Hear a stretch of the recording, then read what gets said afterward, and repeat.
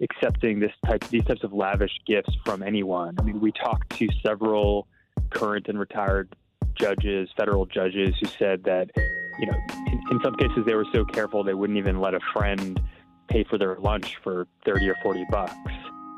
Hi there, it's WAMC News Director Ian Pickus. And on this episode of the WAMC News Podcast, we probe the connections between the vacationing Clarence Thomas and the Adirondacks. U.S. Supreme Court Justice Clarence Thomas is facing new scrutiny for failing to report expensive vacations and travel from a Republican megadonor and developer. According to a new investigative report by ProPublica, the justice of more than 3 decades has traveled on a private jet and stayed in luxurious facilities every year without disclosing the trips. One destination has been in the Adirondacks on St. Regis Lake. Joining me now to discuss the story is ProPublica reporter Justin Elliott. Thank you for being here. Yeah, happy to do it. What requirements do Supreme Court justices face to disclose gifts, or maybe not gifts, such as this?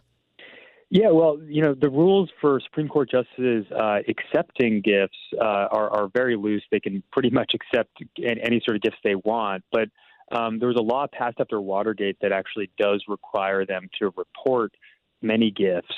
And so, the reporting we did, we found that Justice Thomas has taken private jet flights and cruises on the yacht of this donor billionaire, Harlan Crow. And the ethics experts we spoke to said that he should have disclosed those gifts and didn't. Do we have an idea of how much such trips and vacations might cost somebody? Yeah, it's hard to get precise numbers, but I mean, we're talking just extraordinary amounts of money for any normal person. So I mean, the private jet alone, it's a very nice and very large private jet that we're talking about that Harlan Crow owns. To charter that would cost, on the order of $10,000 to $15,000 per flight hour. Some of the flights we're talking about are across the world, like from the United States to Indonesia, 20, 30-hour flights. So that, the arithmetic on that enters hundreds and hundreds of thousands very quickly. Tell us a bit about Harlan Crow. Unlike Justice Thomas, he did answer questions for this story. Yeah, that's right. Harlan Crow was the heir to a real estate fortune out in Dallas. He was the son who kind of took over the family business. So he's a very wealthy real estate businessman. But probably more relevantly for this story, he's also been extremely active in politics, both as a donor to Republican campaigns, over $10 million over the years, but also as somebody that has funded organizations in the conservative legal movement, like the Federalist Society. He's on the board of some influential think tanks that do legal work, the American Enterprise Institute. So he's somebody that, has a lot of business interests and also a lot of political interests. Now, with respect to the trips with Thomas, how did he classify that largesse? What Crow told us in a statement, he didn't answer our detailed questions, but he did send a statement in which he said Clarence Thomas and his wife are dear personal friends, and he has, quote unquote, extended hospitality to them in the same way as he does to other friends, according to his statement. Now, Clarence Thomas has responded to your story after publication and said that he was advised he didn't have to declare this type of travel or trips. Does that scan with what legal experts and ethics experts told you? That does not scan with what ethics lawyers told us. The law, they told us, is clear on this point, especially on the transportation point, on the issue of gifts of private jet travel, for example. And I think also there's just a larger issue here that we also cover in our story, apart from the kind of technicalities of the disclosure law. There's a question of whether a public official, and especially a judge, should be accepting these types of lavish gifts from anyone. I mean, we talked to several current and retired judges, federal judges, who said that, in some cases they were so careful they wouldn't even let a friend pay for their lunch for 30 or 40 bucks. So from everyone we've talked to, accepting this kind of lavish travel year after year is just way outside what's normal and expected of a judge. Now, he was often joining with other people on these trips with Harlan Crow. Do we know the purpose of those gatherings and who some of those other folks were? We still have a lot of questions about this, and we're actively reporting on it and trying to talk to anyone who knows the answer to that. But, one case where we were able to get some detailed information was actually for one of the trips a few years ago to Harlan Crow's Adirondacks property. Harlan Crow actually commissioned a painting of him sitting with Clarence Thomas and a few other men, and the other men in the painting are all conservative lawyers. One of them in particular is a guy named Leonard Leo, who is incredibly influential in the world of kind of judicial campaigns and Supreme Court nomination fights. He's a Federalist Society executive. The painting at the Adirondacks property actually shows them in conversation, and we don't know what they were talking about. Possible they were just talking about football or something. But the thing that sort of seems to unite all the people in the painting is involvement either as a lawyer or a funder in the kind of conservative legal world. Tell us more about this Adirondacks complex. Where is it and what is it like?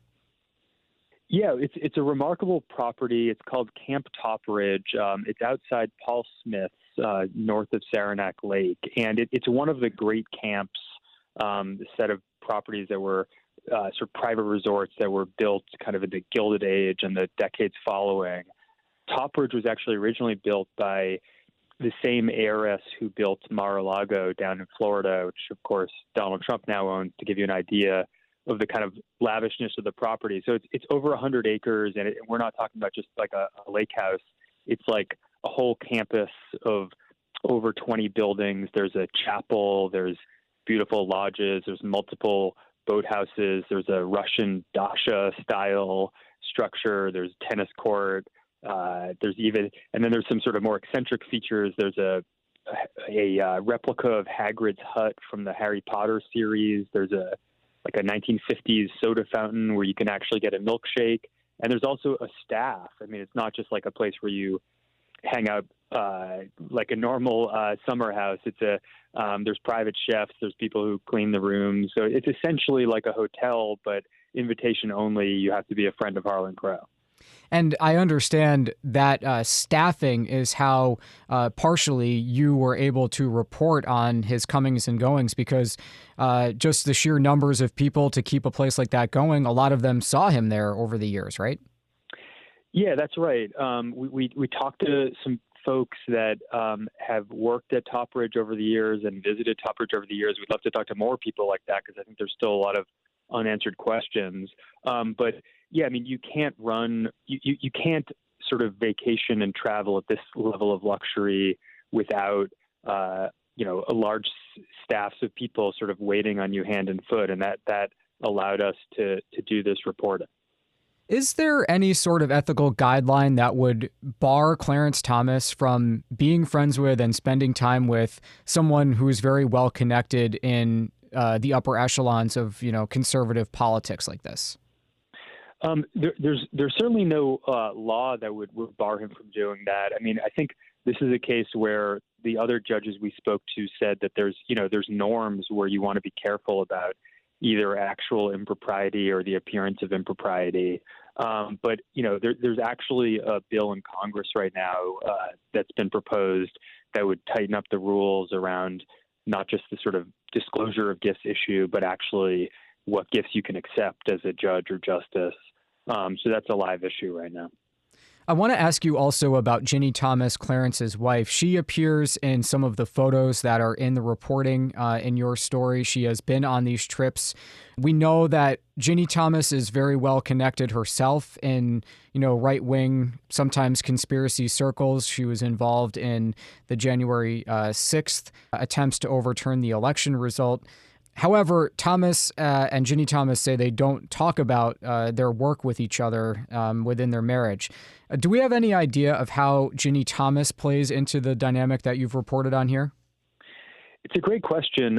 We know Ginny Thomas has been at Topridge in the Adirondacks with Clarence Thomas many times and is on these trips. 15 years ago, there was it came out that Harlan Crow was actually giving money, basically giving almost all the money to an organization, a political organization that was paying Ginny Thomas's salary. and that came out, and she left the organization. But that's sort of all we know at this point. But there's still a lot of questions we have about all of this. Do we know if any other Supreme Court justices have an arrangement like this? Not that we know of. And in fact, we had that question and talked to a couple of historians that specialize in the history of the court and put these facts to them. And they said they'd really never heard of anything like this. I mean, the scale, the frequency, and the sort of lavishness of this travel and the gifts, no one had heard of, at least in kind of modern memory. You said a couple minutes ago that you have a number of questions still. What are they? One of the big questions is what is being talked about on these trips, both between Harlan Crow and Clarence Thomas, but also between Clarence Thomas and the other people that Harlan Crow is inviting along on these vacations. I mean, Clarence Thomas, the reason we care about this is that he's one of the 9 or maybe one of the 6 most powerful people in the country. Supreme Court obviously just like wielding enormous power in so many areas of politics and just American life. And time with the Supreme Court justice alone is a potentially valuable thing if you have an agenda, whether it's a political agenda or a financial agenda. And so we were very curious to know, are these trips purely strictly social occasions where they're talking about innocuous things like sports, or are they talking about law and politics? Because I think that would really color our understanding of it differently. And I mean, it's fair to say this is just speculation, and it's me saying it, not you, but it wouldn't be too difficult to imagine that people who might have been in these same circles are involved with cases that may come before the Supreme Court at some point. Yeah, that's always possible. I mean, the thing about, it's possible. Yeah, absolutely, it's possible. Well, we've been speaking with Justin Elliott from ProPublica about the news story on Supreme Court Justice Clarence Thomas. Thank you so much for your time, Justin, and thanks for your reporting. Thanks so much. Appreciate it. Okay, that does it for this episode of the WAMC News Podcast. Thanks so much for listening. Until next time, I'm Ian Pickus.